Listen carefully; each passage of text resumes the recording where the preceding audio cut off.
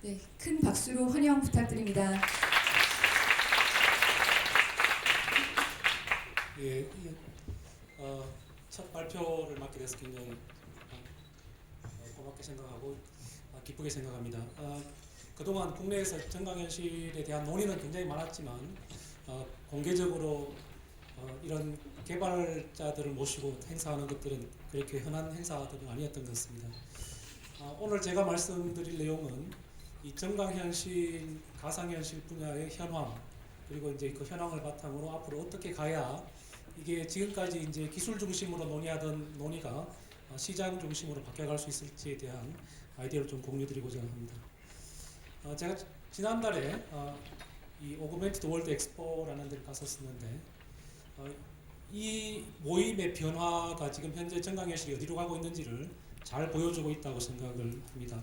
특히 올해 주제가 이런 슈퍼 파워스 투 더 피플, 그래서 이 정강현실 기술을 사람을 위해서 어떻게 쓸 것인가, 이게 주제였습니다. 지금까지는 정강현실이 제가 조금 이따가 따로 설명드리겠지만 굉장히 이제 기술 중심적인 단어로 해석을 해왔었는데 최근 그 트렌드가 약간씩 바뀌어가고 있다는 거죠.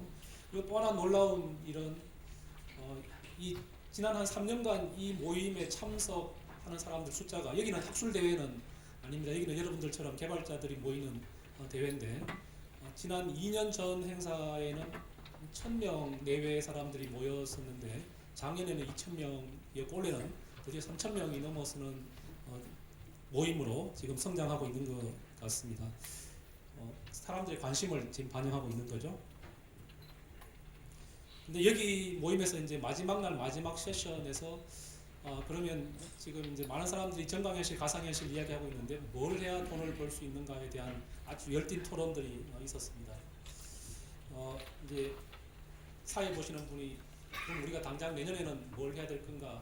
가상현실을 해야 되냐, 정강현실을 해야 되냐? 그랬더니 이제 이분은 첫 번째 발언하신 분은 아직 정강현실은 준비가 덜 됐다. 지금 당장 돈 되는 거는 VR 아니겠느냐 이렇게 하셨더니 지금 이제 그게 아니라 VR은 결국은 사용자 마켓으로 가는데 당장 필요한 거는 전통적인 VR이 아니고 이제 모바일 쪽에 접목되고 있는 VR이 이제 시장으로 가게 될 거다. 그랬는데 이제 제일 끝에 앉은 분이 이제 이쪽 분야에서 굉장히 유명하신 분이죠. 지금 이제 저분은 스티브만 지금 토론토 대학의 교수인데 고등학생 때부터 이 HMD를 스스로 만들어서 착용하고 다니던 분입니다. 이분 이야기는 AR은 매일매일 우리가 일상생활에서 쓰는 거지만 VR은 그냥 특정한 장소에서 특정한 시간에 쓰는 거기 때문에 시장으로 보면 지금 AR이 더 크고 앞으로 주목해야 될 분야는 AR에 대한 이런 이야기도 있었고 근데 지금 이제 반박은 AR은 아직도 너무 기술 중심이어서 설명할 게 너무 많다. AR이 정말 사람들한테 받아들여지려면 말로서 설명하는 게 아니라 경험으로서 다가가야 된다. 뭐 이런 이야기도 있었고 그렇지만 결국은 어쨌든 이 VR이라는 게 AR로 가는 중간에 있는 것이다. 뭐 VR이 끝은 아니다. 뭐 이런 이야기도 있었고 여기는 마크 빌링허스트는 또 AR 쪽에서 굉장히 유명하신 분이죠. 네. 근데 이제 뭐 토론 끝에 사람들이 이제 AR은 뭐냐, 뭐 VR은 뭐냐 이런 이야기 할 수 있죠. 근데 주로 이제 AR은 이 현실 세상을 미디에이트하는 기술이고 이 가상현실 VR은 사람의 상상력을 가지고 사람이 새로운 체험을 할 수 있게 만들어주는 기술이다. 그렇지만 기술적인 구분은 별 의미가 없다. 마켓에서는 돈 벌어주는 게 뭐 답이다. 뭐 이런 이야기들 있었습니다. 그래서 지금 이 VR이 결국은 뭐 AR과 다른 기술은 아닌데 학술적으로 보더라도 이 AR과 VR은 서로 상관관계가 굉장히 많이 있습니다.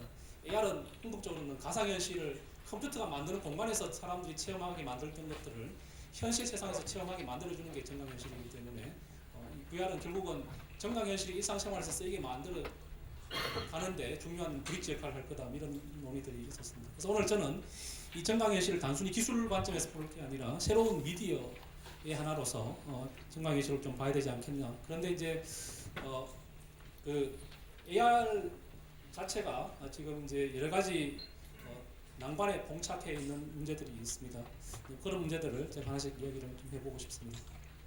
우선 AR 이야기하기 전에 새로운 그 미디엄 또는 미디어로서의 그 AR을 이야기할 때 우리가 지금 이제 미디어의 그 변화를 생각해 보면 컴퓨터가 처음 나왔을 40년대에는 뭐 빌딩 같은 데다가 컴퓨터를 했던 시절이 있었고 70년대 개인화 이제 작업을 시작해서 이제 개인형 컴퓨터, 퍼스널 컴퓨터라는 개념이 있었죠. 그때는 이제 사람이 앉아서 컴퓨터를 쓰던 시대, 그리고 이제 90년대는 네트워크가 되던 시절이어서 컴퓨터가 연결되는 시대, 2000년대 들어오면서 이제 사람들이 움직이면서 컴퓨터를 쓸 수 있는 시대, 그리고 지금은 그 이후의 세상은 어떻게 될 건가에 대한 여러 가지 논의들이 이루어지고 있습니다.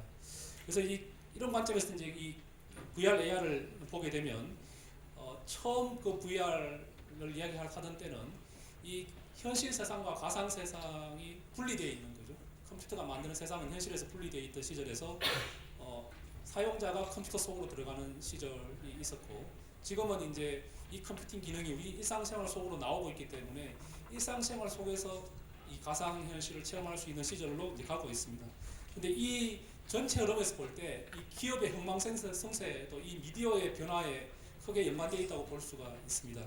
예를 들면 우리가 70년대, 80년대 주목받았던 기업들, 주로 70년대 컴퓨터가 처음 나왔을 때는 지락스가 굉장히 많은 역할들을 했었죠. 근데 돈 벌었던 거는 80년대는 IBM이 돈을 벌었습니다. 지금 퍼스널 컴퓨터가 보급되고 UI가 이제 이 단순한 텍스트 중심의 UI에서 GUI로 바뀌면서 마이크로소프트가 한동안 90년대에 돈 많이 벌었죠. 그 이후에 2000년대 생각해 보시면 이 네트워크 연결되고 서치가 굉장히 중요할 때는 또 구글이 돈을 벌었습니다. 물론 야후도 있었고 지금 야후는 지금 잊혀진 회사가 됐죠 벌써. 그리고 이제 모바일 환경이 되면서 스마트폰이 등장했을 때는 지금 애플이 돈을 벌고 있습니다. 이 IT 분야의 회사의 이 흐름을 보면 거의 10년을 독점하지 못하는 현상을 보실 수가 있습니다. 그럼 그 다음 이 흐름을 누가 탈 거냐? 지금 이제 많은 사람들이 거기에 대한 고민을 하고 있는 거죠. 그래서 지금 그 다음은 그럼 뭐냐? 오늘 이제 주제가 5G인데 5G 시대에 지금 어떤 기술들이 이 시장에서 영향력을 발휘할 건가?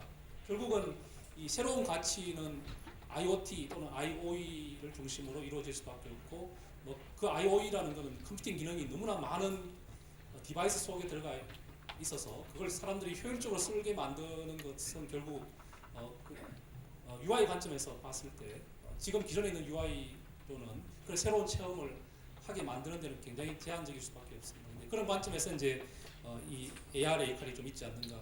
그래서 이제 이 UI 관점에서 이 컴퓨팅 기술에 좀 생각을 해보면 주로 우리가 데스크탑 모바일에서는 이 타이핑하고 클리킹하는 것들이 굉장히 중요한 UI겠죠.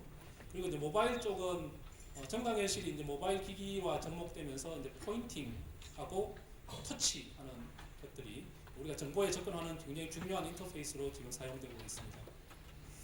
그러면 이제 이 폼팩터 또는 플랫폼이 지금 스마트폰에서 새로운 형태의 그 디바이스로 바뀌었을 때 인터페이스는 어떻게 될 건가, 이런 것들이 굉장히 중요한 이슈가 될 수도 있겠죠. 그래서 지금 이제 최근에 조사해놓은 걸 보면 우리가 새로운 폼팩터로서 이제 우리가 주머니 속에 있는 이 스마트폰을 어떻게 옮길 수 있는가를 조사해 보면 많은 사람들이 대답한 게 뭐 공통적으로 안경이나 손목시계를 이야기를 하고 있는 것 같습니다. 그래서 이제 최근에는 이 안경형 디스플레이 이야기들을 하고 있고, 안경형 디스플레이 이야기가 되기 때문에 자연스럽게 정강현실을 다시 주목하게 되는 것 같습니다.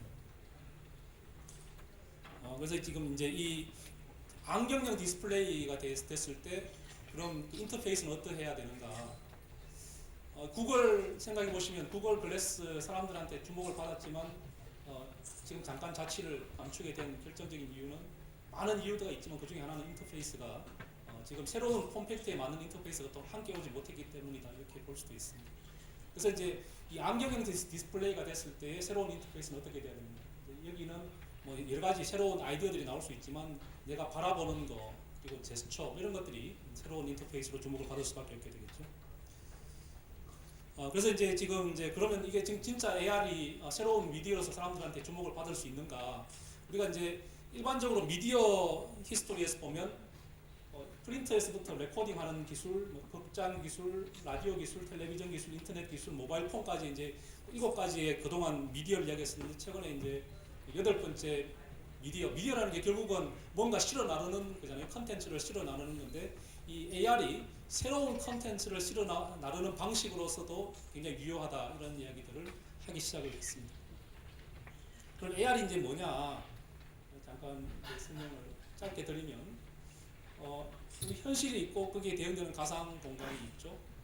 그리고 이제 현실 공간에서 이 가상의 컨텐츠를 가져와서 사용자들이 체험하게 만드는 걸 우리가 오그멘티드 리얼리티라고 그러고 이 오그멘티드 리얼리티라는 이 용어는 역사적으로는 뭐 91년도 정도에 지금 보잉사에서 처음 만들어서 썼습니다. 그리고 이제 94년도에 밀그램이라는 분이 이제 그러면 현실 공간의 컨텐츠, 가상 컨텐츠를 가져오는 거 외에도 가상 공간의 현실 컨텐츠를 가져갈 수 있지도 않겠냐. 그래서 이제 그걸 대응되는 개념으로 오그멘티드 버추얼리티 이야기를 했고 묶어서 이제 믹스드 리얼리티라는 이야기를 합니다. 그렇지만 일반적으로 믹스드 리얼리티라는 용어는 학술적으로 많이 쓰이는 용어는 아닙니다. 주로 이제 이 용어를 처음 만들었던 일본 사람들을 중심으로 쓰이고 있고, 그래서 이제 공식적으로는 사람들이 다 이제 정강현실이라고 부릅니다. 그리고 그 변종은 뭐 믹스드 리얼리티도 있고 확장 현실도 있고 뭐 다양한 현실들이 존재합니다. 근데 이제 학술적으로는 이 정강현실이라는 게 이 3가지 조건은 기본적으로 만족해야 됩니다. 그래서 지금 현실과 가상의 결합, 그리고 이제 실시간에 반응해야 된다. 이거는 뭐 가상현실의 기본이죠. 가상현실의 핵심은 컴퓨터가 모든 공간을 다 모델링하고 만들었기 때문에 실시간 인터랙션이 되는 거죠. 그리고 이제 이 3차원 현실 공간에서 컨텐츠가 보여질 수 있어야 된다. 이 기본 컨셉이 이 하나의 비디오 속에 다 들어가 있습니다. 여기 보시면 테이블 위에 비행기가 있죠. 이 비행기는 현실 공간에 있는 거고 비행기에 메쉬 데이터를 엎어 씌우면 이게 정강현실이 되는 거죠.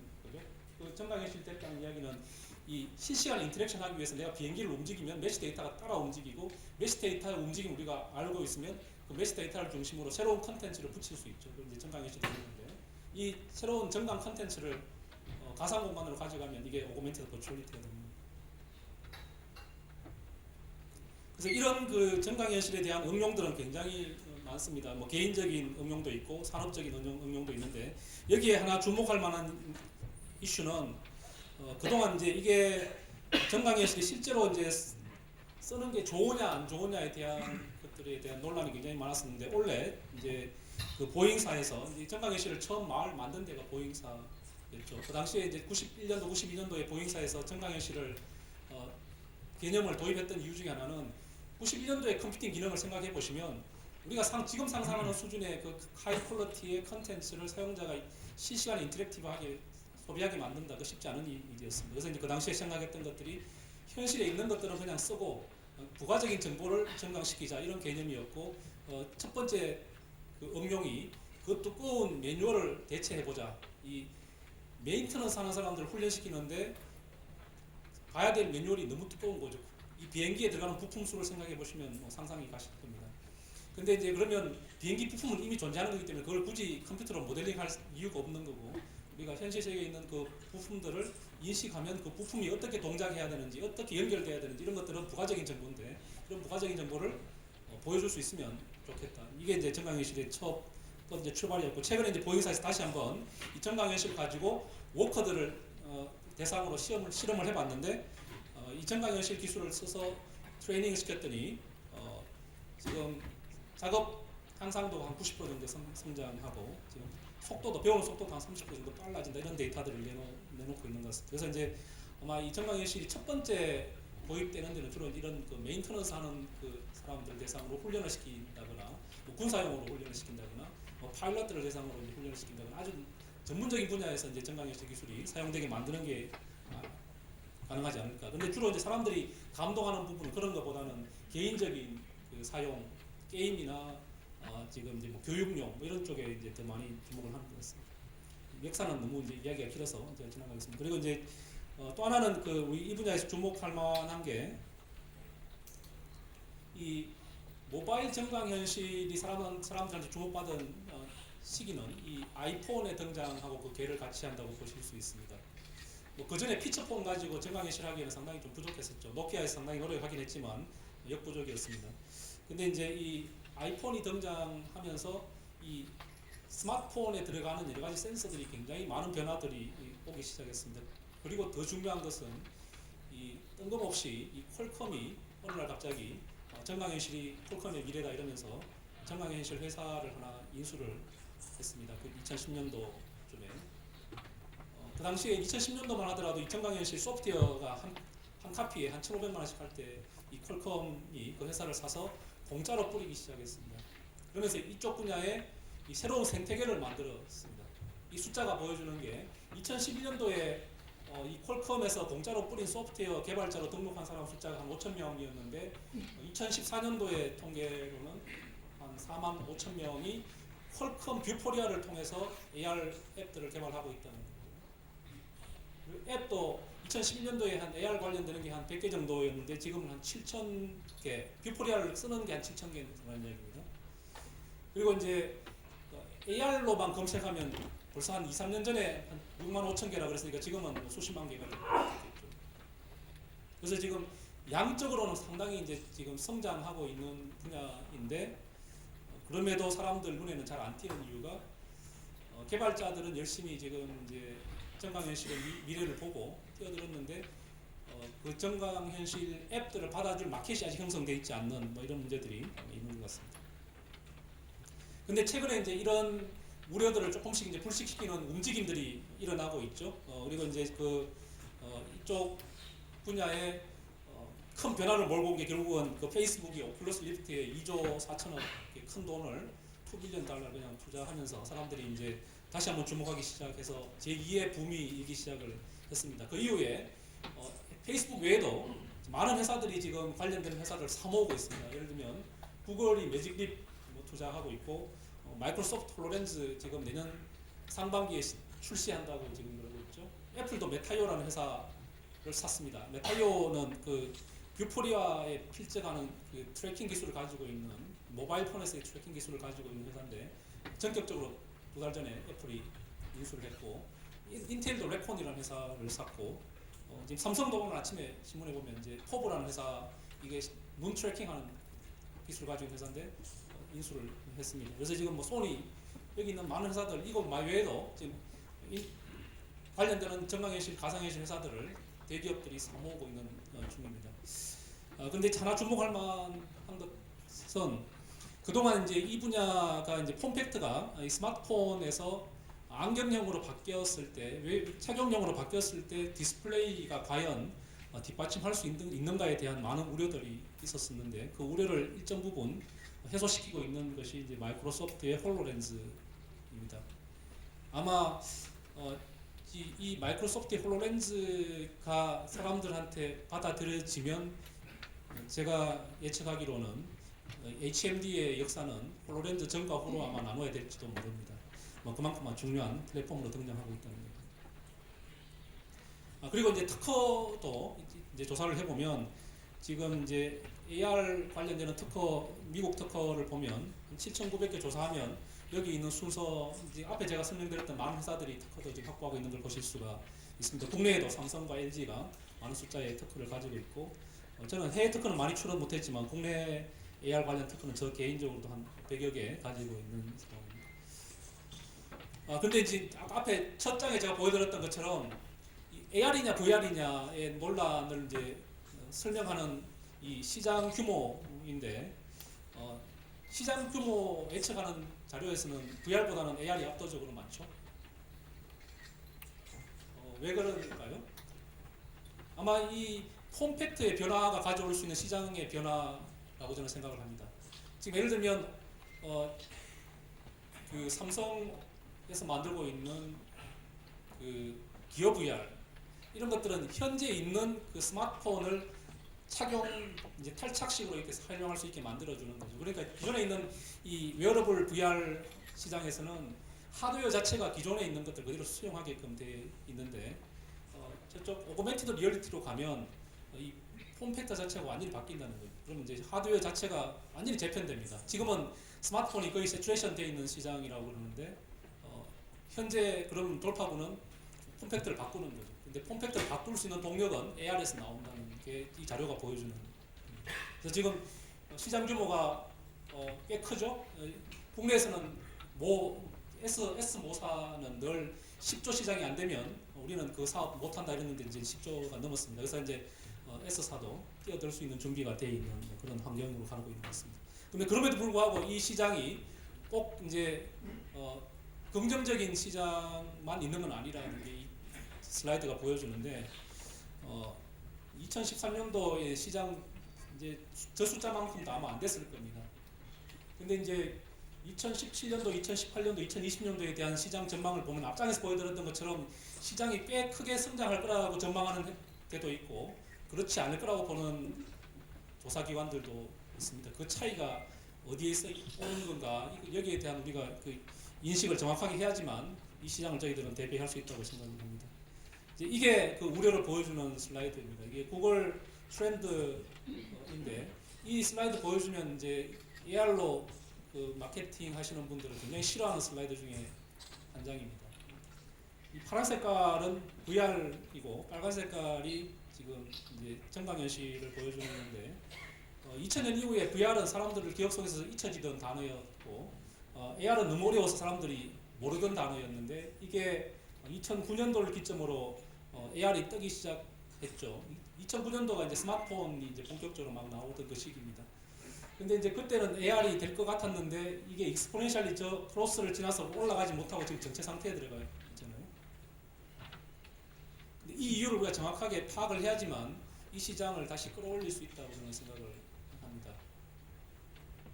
왜 그런가? 왜 AR 시장이 이렇게 정체되어 있는가? 사람들은 기대는 많이 했는데 그 기대만큼 못 따라가고 있는 이유가 뭔가? 그게 지금까지는 주로 AR을 굉장히 기술적으로만 들여다봤다는 거죠. 기술은 많이 가지고 있습니다. 특허 앞에 말씀드렸던 것처럼 기술 특허 지금 많은 회사들이 다 가지고 있고 기술 완성도도 상당히 세츄레이션 되어가고 있습니다. 이 그림을 보시면 이게 AR이 어떻게 동작하는지를 설명하는 가장 간략한 그림입니다. 주로 이제 시각적인 AR은 뭐 시각 외에도 사람의 오감을 다 증강시켜야지 되는데 주로 시각적인 관점에서 보면 뭐 카메라를 통해서 실제 리얼 환경을 우리가 인식하고 특정한 관심 객체를 인식하고 추적하면 거기로부터 상대적인 카메라의 좌표를 계산하고 좌표 계산한 다음에 필요한 가상 컨텐츠를 렌더링해서 보여주고 인터랙션이 되게 만든다. 이 사이클이 정강현실의 기술의 핵심인들입니다. 이런 기술들은 오래전부터 있어 왔습니다. 여기는 저희 연구실에서 지난 한 7, 8년 전에 했던 연구들인데 제가 간략하게 보여드리려고 했는데 지금 네트워크 멈췄네요. 데모가 안 되기 때문에 제가 말로 설명을 드리겠습니다. 그래서 지금 2007년, 2008년 이럴 때만 하더라도 주로 이제 영상을 인식하면 그 영상에다가 그림을 보여주는 또는 이런 가상 객체를 인식하면 화분을 인식하면 꽃을 심어 넣는다거나 이런 3D 객체를 인식하면 그 객체 속으로 어떤 이제 컨텐츠가 실시간에 들락날락하는 것들을 보여줄 수가 있게 되죠. 이런 기술들은 이미 완성도 높게 지금 만들어져 가고 있습니다. 그 외에도 뭐 특징이 좀 불분명한 시각적으로는 특징을 우리가 정확하게 카메라를 통해서 인식해야지만 물체를 인식하고 추적할 수 있는데 그런 특징이 없는 물체에 대해서도 안정적으로 인식하고 추적할 수 있는 기술 이런 것들은 이미 뭐 퀄컴이나 메타이오나 뭐 저희 연구실 포함해서 많은 대학 연구실들이 가지고 있는 기술들입니다. 근데 마켓은 그 기술을 가지고는 안 통한다는 이야기죠. 그래서 이제 마켓에서 통하게 만드는 것들이 도대체 뭐가 있을까? 이제 그게 정강현실의 다음 우리가 고민해야 될 방향이라고 저는 생각을 합니다. 첫 번째, 당연히 이제 현실과 가상이 연결이 돼야 되는데 여기는 IoT를 통해서 연결이 돼야지. 그래서 3차원적으로 현실과 가상이 연결되는데 그냥 가상현실, 현실 공간이 따로 존재하는 것이 아니고 IoT를 통해서 현실과 가상이 연결이 되고 특정한 물체 또는 추상적인 개념을 통해서 양 공간이 연동되게 만들어내는 거 이게 이제 첫 번째 우리가 아마 할 일이라고 생각을 기술적으로 확장해야 될 부분이라고 생각을 합니다. 여기는 돌아가면 제가 보여드리겠습니다. 그래서 보시면 이 현실 공간, 거기 대응되는 가상 공간, 이 두 공간을 묶으면 이 현실 공간에서 이 가상 컨텐츠가 움직이고 있는 것 이제 보실 수가 있죠. 이 현실 공간, 가상 공간 각종 센서를 통해서 연동시키게 되면 현실 공간에서 센서가 이걸 통해서 모은 정보를 가상 세계에 반영시킬 수 있고 가상 세계의 인터랙션을 현실 공간에 있는 디바이스를 컨트롤하는 데 쓸 수도 있게 되고 보시면 이 가상 컨텐츠가 이 물리 객체를 움직이게 하거나 이 물리 객체가 가상 객체에 반응하게 만들어내는 뭐 이런 것들이 이제 1차적으로 된다는 거죠. 그 외에도 원격에 있는 공간들을 현실 공간으로 가져와서 원격에 있는 사람이 내가 있는 공간에서 같이 일할 수 있게 만들어내는 것도 가능하다는 얘기입니다. 여기 보시면 이건 간단한 시뮬레이션인데 여기 보는 이 가상 캐릭터는 이 뒤쪽에 있는 사람의 움직임, 특히 손동작까지도 다 트래킹해서 이 아바타에 매핑을 하고 이 아바타는 내가 있는 공간에서 내 손과 함께 공동의 작업을 할 수 있게끔 만들어낼 수 있다는 겁니다. 이미 기술은 여기까지 와 있습니다. 근데 이것만으로는 부족하다는 거죠. 여기까지로는 시장이 열리기가 굉장히 어렵다는 겁니다. 그래서 이제 앞에 제가 말씀드렸던 것처럼 이 IoT 또는 IoE라는 개념과 이 가상현실, 증강현실이 결합되는 지점에서 새로운 돌파구가 만들어지지 않을까. 많은 사람들이 IoT를 이야기하지만 저는 그 IoT 그 다음으로 IoE가 필요하다고 생각합니다. 이 IoE 개념 제가 만든 게 아니라 시스코에서 지금 만들고 있는 캐치프레이즈죠. 그래서 Internet of Everything. 저는 그래서 IoT에 대한 Interaction of Everything을 이야기를 하려고 합니다. 그래서 여기 보시는 것처럼 IoT뿐만 아니라 사람, 그 IoT를 소비하는 사람, 그 사람이 만들어내는 데이터, 정보, 날리지 이런 것까지도 다 상호작용할 수 있는 객체가 되는 거죠. 그래서 이제 이런 시대의 증강현실의 역할은 과연 뭘까 이런 것들을 생각해 볼 수 있고, 이 증강현실이 첫 번째 일상생활 속으로 녹아 들어가게 만드는 것은 결국은 개별 객체도 있지만 이 장소성이 굉장히 이제 중요하게 등장할 거라고 생각합니다. 우리가 살고 있는 현실 세계가 있고 여기에 대응되는 이 지도라는 게 있죠. 지도는 지금 2D지만 3D 지도도 있습니다. 그래서 이제 이 3D 지도 또는 2D 지도와 현실 세계를 어떻게 연동시킬 건가? 현실 세상에 있는 이 센서 정보를 통해서 가상 세계와 연동시키는 거죠. 근데 이 가상 세계는 별도로 존재하는 게 아니라 이 가상 세계에 연결되어 있는 다양한 그 레이어들이 있습니다. 정보들이 있고 난리지도 있고 거기에 새로운 멀티 레이어들이 존재하는데 이 레이어들을 이 장소를 기반으로 가상현실, 증강현실을 통해서 현실에서 사용자들이 체험하게 만들어내는 거, 이게 이제 새로운 플랫폼으로 등장할 수 있다. 지금은 페이스북 생각해 보시면 그냥 불특정 다수들이 지금 수많은 정보를 페이스북 플랫폼을 통해서 정보를 공유하고 있는 거죠.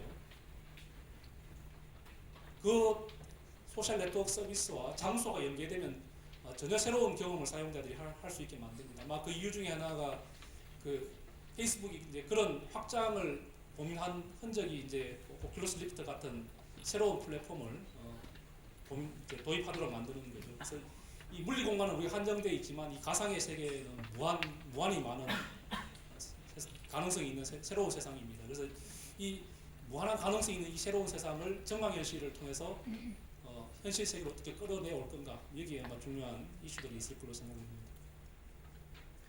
그 외에도 여러 가지 이슈들이 있는데 더 중요한 것들은 이제 이 에코시스템을 어떻게 만들 건가.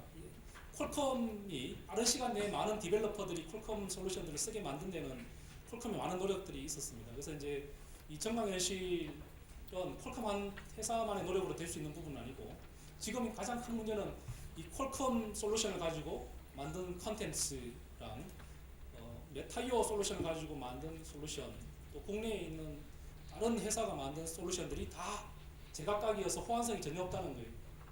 공통의 객체, 공통의 장소, 공통의 사진, 공통의 오브젝트 이렇게 했는데도 불구하고 그걸 통해서 만들어내는 컨텐츠 간의 호환성은 전혀 없는 게 지금 가장 큰 문제입니다. 그런데 그런 것들 어떻게 할 건가 굉장히 중요한 부분이고, 그런 게 됐다 했을 때 지금 이제 우리가 이 증강현실이 예전에 가상현실이 잊혀졌던 것처럼 그런 전철을 되밟지 않기 위해서는 여러 가지 노력들을 해야 되는데 첫 번째가 이제 결국 컨텐츠입니다. 플랫폼이 만들어지면 이 뭐 홀로렌즈가 됐든 또 새로운 HMD가 됐든 메타가 만든 HMD가 됐든 새로운 플랫폼이 이제 만들어졌는데 거기에 적합한 컨텐츠가 없으면 또 무용지물인 거죠. 지금 가전업체에서 3D TV 마케팅 열심히 해서 팔았는데 집에서 3D TV 실제로 보시는 분들은 거의 없는 걸로 저는 알고 있습니다. 그 이유 중에 하나가 컨텐츠가 별로 없는 거죠. 3D TV를 사용하게 만들 컨텐츠가 없는 거죠. 그래서 컨텐츠를 잘 만드는 게 중요한 거고, 더 중요한 건 이렇게 만들어지는 컨텐츠가 이제 무수히 많고 각각 만들어내는 컨텐츠 사이에 호환성이 생겼다 할 때는 그 많은 컨텐츠를 한꺼번에 보여줄 수는 없죠. 이제 결국은 이 사용자의 컨텍스트, 사용자의 니즈에 맞는 컨텐츠를 어떻게 골라서 이제 보여줄 건가. 그래서 이제 이 컨텍스트가 필요하고, 더 중요한 건 이 사용자의 참여, 사용자가 스스로 컨텐츠를 만들어낼 수 있게 하는 것. 뭐 페이스북을 생각해 보시면 페이스북은 막 사람들이 쓰지 말라고 말려도 매일매일 몇 시간 새로운 컨텐츠를 스스로 만들어내고 사람들과 공유합니다. 이 정강현 씨도 마찬가지입니다. 이 분야의 이런 컨텐츠가 사용자들이 직접 만들어내는 통로가 안 열리면 이 분야의 시장이 열리기가 상당히 어렵습니다. 그래서 이제 저는 SKT의 역할이 굉장히 여기에서 중요하다고 생각을 합니다. 그래서 이 세 가지 굉장히 좋은 컨텐츠, 이 컨텍스트를 가지고 이 컨텐츠를 분류해 주셔서 필요할 때 필요한 컨텐츠를 주는 거, 또 사용자가 직접 참여해서 만들게 하는 거, 이런 것들이 이제 함께 가야 된다고 저는 생각합니다. 그런 관점에서 봤을 때 이 AR의 시장 사람들이 이제 지금 이제 규모 이야기하고 있는데, 이제 저게 끝인가 우리가 고민을 좀 해봐야 될 것 같습니다. 지금 AR 시장을 이야기하는 사람들은 주로 이제 푸시 서비스를 이야기합니다. 내가 사용자의 성향을 알아서 컨텐츠 프로바이더가 또는 서비스 프로바이더가 적당하게 알아서 내가 보내줄게, 네 알아서 써라, 이렇게 지금 패러다임이 잡혀 있는데, 미래는 그렇지 않을 거라는 얘기입니다. 미래는 소비자가, 커스터머가 내가 필요할 때 필요로 하는 서비스를 끌어오는 서비스로 이제 시장이 바뀌어갈 텐데, 이 끌어오는 서비스가 AR이랑 접목되기 위해서는 이 사용자의 니즈를 정확하게 분석해내야 되는데, 이 서비스 프로바이더나 컨텐츠 프로바이더 관점에서 사용자의 니즈를 분석하면 이건 프라이버시랑 직결되기 때문에 시장을 열 수가 없습니다. 근데 이제 이게 푸시 서비스가 아니라 풀링 서비스로 가게 되면, 소비자 관점에서 풀링 서비스로 가게 되면 내가 내 취향, 내 선호도를 잘 분석해서 가지고 있고 그걸 키워드로 해서 필요한 서비스를 끌어오게 만들 수가 있겠죠. 그래서 이제 그런 시장으로 가기 만드는데 첫 번째 이슈가 이제 뭐가 필요한가 했을 때, 이 사용자의 니즈를 찾아낼 수 있게 하는 그 무엇, 그게 이제 최근에 사람들이 이 quantified self라는 개념으로 이야기하고 있습니다. 이 quantified self라는 개념이 결국은 우리가 하루 일상생활 속에서 디지털 디바이스를 떼놓을 수가 없는데, 내가 스마트폰을 들고 다니면서 어떤 비헤이비어를 하는가, 내가 누구를 만나고 뭘 사고 어떤 뉴스를 읽고 내가 어떤 메일을 보내고 어떤 메시지를 받고, 이런 것들이 분석이 되면 나도 모르는 그 사람에 대한 정보를 우리가 체계화시킬 수 있다는 거죠. 이제 그런 것들이 되면 이 새로운 사람, 지금까지는 주로 이제 우리가 환경을 오그멘트하는 이야기를 했었는데, 앞으로는 이 사람을 오그멘트하는 기술로서 정강현 씨를 이야기할 수 있게 되고, 이 채널이 결국은 마켓을 열어가는 그 첫 출발점이 아닐까. 그래서 이제 이 AR이 지금까지는 주로 푸시하는 이야기를 했으면, 이 오그멘티드 휴머는 AR이 사용자가 AR을 통해서 내가 필요로 하는 정보를 끌어오는 매개체로 쓰는, 그래서 풀 서비스를 끌어오는 거. 그래서 끌어와서 뭐 할 건데 물었을 때는 이제 이 사용자의 물리적인 능력 또는 지적인 능력, 사회적인 능력을 향상시키는데 이 정강현실이 기여할 수 있는 바가 있다. 뭐 이런 이야기들을 할 수가 있고, 이렇게 하기 위해서는 이제 사용자의 이 인지, 지능, 경험 이런 것들을 확장을 해야지 되겠죠. 지금 시간이 아마 다 된 것 같은데 제가 조금 빨리 마무리를 하도록 하겠습니다. 그래서 이제 어떻게 하면 이 오그멘티드 휴먼의 능력을 이제 증강시킬 건가? 이제 아까 말씀드렸던 것처럼 이 quantified self라는 게 아마 그 역할을 할 수 있을 거로 생각합니다. 그래서 quantified self라는 게 사람 심리학에서는 이 사람 그 자아를 크게 5가지로 자아를 설명을 합니다. 하나는 이 사람 몸 상태, 또는 두 번째는 감정 상태, 세 번째는 이 소셜 릴레이션십, 그리고 네 번째는 컨슈머 비헤이비어, 내가 돈을 어디에 쓰는가, 이런 것들을 분석하면 그 사람의 정체성을 우리가 분석할 수 있다고 합니다. 그래서 이런 것들을 우리 디지털로 분석하고 이 그를 근거로 해서 정강현실과 결합되면 여러 가지 필요한 새로운 이제 서비스 만들어낼 수 있는 거죠. 근데 이런 이 quantified self는 이 사용자 개인만을 위해서 쓸 수 있는 게 아니라, 결국은 이 개인이 그 사회 속에서 qualified social life를 누릴 수 있게 만들어주는 키워드로도 쓰일 수 있다는 것을 제가 짧게만 설명을 드리겠습니다. 그래서 지금 이 유명한 이야기죠. 이 지금 TAR, SKT가 굉장히 많은 투자하고 있는데, 이걸 SKT를 먹여 살릴 건가 아니면 SKT를 망하게 만들 건가. 근데 스티브 잡스가 옛날에 CEO 스카우트한테 이런 얘기 했다고 하는데 이제 제가 조금 말을 바꿨습니다. 그래서 KT 입장에서는 그냥 계속 밴드위스만 팔아먹을 거냐 아니면 새로운 시장을 열어갈 거냐 이제 선택을 해야 되는 시점에 와 있는 것 같습니다. 선택을 하는 거죠. 그래서 이제 오늘 제 이야기는 좀 장황하지만 이런 이야기도 했었고 새로운 기회가 지금 우리 앞에 AR, VR을 통해서 열릴 거다 이런 말씀을 드리는 걸로 제 이야기를 마치도록 하겠습니다.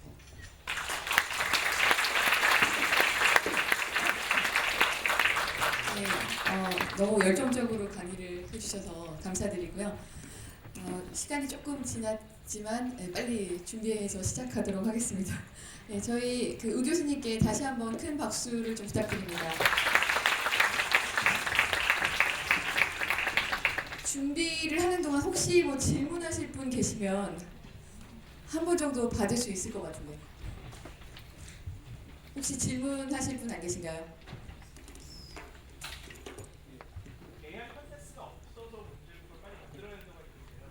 그런 컨텐츠가 어떤 form을 말씀하시는 예를 들어 VR 같은 경우 게임 셋도 있고 영화나 음악 그런 컨텐츠들도 있는데 AI 같은 경우는 지금 말씀하신 뭐 퀄리파이 젠타 이런 걸 얘기 들어보면 그런 저희가 소비하는 컨텐츠라기보다는 저희에게 어떤 정보를 저희가 습득해주고 저희의 능력을 키울 수 있는 그런 어떤 툴을 말씀하시는 이제 AR 컨텐츠, AR 응용 분야를 보시면 응용 분야는 스펙트럼이 굉장히 넓습니다. 개인적인 활용도 있고 이제 엔터프라이즈 이제 용도 있고 한데 문제는 어느 분야도 지금 이제 제대로 된 컨텐츠가 없다는 거죠.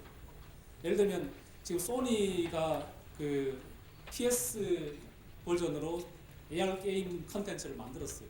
근데 거기밖에 그 머신밖에 못 쓰는 문제가 있는 거죠. 그럼 삼성이 만든 걸 소니가 쓸 수 있느냐? 뭐 LG가 만든 걸 삼성이 쓸 수 있느냐? 지금은 그런 고민이 전혀 안 돼 있는 상황이라서 컨텐츠 그 자체 만드는 것도 중요하고 컨텐츠를 만들 때 좀 서로 호환성 있게 만들어가는 노력도 좀 필요하다. 뭐 그런 관점에서 제가 컨텐츠의 중요성을 말씀드렸고 첫 번째 출발은 일단 컨텐츠 자체가 없습니다. 지금 우리가 쓸 수 있는 AR 컨텐츠라는 게 대학 실험실에서 만든 학생들이 논문을 쓰기 위해서 그냥 적당하게 만들어 놓은 컨텐츠, 그냥 개념을 설명하는 수준에서의 컨텐츠이지 이게 하나의 스토리를 가지고 체험을 하게 만드는 컨텐츠는 거의 없다는 거죠. 지금 그거는 뭐 퀄컴이 만든 것도 마찬가지고 마이크로소프트가 만든 것도 마찬가지입니다. 그건 굉장히 단발성 한번 와 할 때 필요한 컨텐츠만 만들어놨지 그게 실제 우리 일상생활 속에서 유용한 컨텐츠로까지 발전을 못하고 있는 거죠. 그런 관점에서 이제 그런 컨텐츠를 만들어내는 데 대한 노력들이 좀 필요하다는 거고 이제 그걸 그렇게 가는데 가장 중요한 건 결국은 이 컨텐츠 문제는 서비스 프로바이더나 컨텐츠 프로바이더만 할 수 있는 문제는 아니고 그렇게 해서 만들 수 있는 컨텐츠 수는 굉장히 제한적이기 때문에 일반 사용자들이 끊임없이 내가 어느 장소를 가든 컨텐츠를 만들어낼 수 있고 공유할 수 있게 만들어줘야 되는데 그게 결국은 플랫폼입니다. 그런 관점에서 우리가 지금 SKT에서 하고 있는 TAR이라는 게 공유하는 플랫폼으로 가야지 컨텐츠를 만들어낼 수 있는 뭐 그런 것도 있고 그래서 지금 문제는 이 컨텐츠 그 자체도 아직은 이쪽 분야 굉장히 생소한 지금 여러분들한테 TAR을 나눠줄 테니까 컨텐츠를 만들어 보라고 막막하죠. 근데 만들어놔도 쓸 사람도 없다는 거예요. 그러니까 지금 이런 결국은 모든 게 생태계의 문제이고 만들고 지금 유통시키고 소비하고 다시 또 새롭게 만들어서 공유하고 이런 것들이 이제 사이클로 가는데 아직 이 분야는 사이클 이야기하기 전에 컨텐츠 자체가 없다는 게 문제라는 거고 지금부터 컨텐츠를 만들어야 되는데 그 컨텐츠를 만들 거면 이 공유를 생각해서 지금 컨텐츠를 만들었으면 좋겠다는 거예요. 아직도 질문을 더 받아야 되나요? 뭔가 약간 세팅에 좀 시간이 걸리는 것 같은데요. 질문하시면 혹시 또 뭐 궁금하신 분들의 질문 호환성을 가지고 이런 콘텐츠를 만들어가는 데 있어서 그런 노력들을 뭐 어떤 것들을 하고 있나요? 예, 지금 이제 국제 표준 기구에서 이제 그런 논의들을 조금 시작을 하고 있습니다. 그래서 뭐 저희 연구실에서도 이제 관련돼서 메타데이터 표현을 어떻게 할 건가, 컨텐츠를 만들어 지금 이제 예를 들면 뭐 공공DB의 컨텐츠를 만들어 놨다. 그걸 끌어와서 내가 현실 공간에서 보여주겠다 했을 때 이제 수많은 공공DB들이 있는데 그 각각이 가지고 있는 DB의 그 데이터 포맷이 다 다르기 때문에 개발하는 사람 입장에서 굉장히 골치가 아픕니다. 있는 DB의 컨텐츠를 내가 끌어오게 만들려면 그 메타데이터 어떻게 정의해서 쓰면 좋을 건가. 앞으로 만들 때는 아예 그냥 그 메타데이터 포맷을 같이 만들어내는 거 이런 것들이 좀 필요해서 국제 표준화 기구에서 논의를 지금 시작하고 있는 중입니다. 예, 끝난 것 같습니다. 네,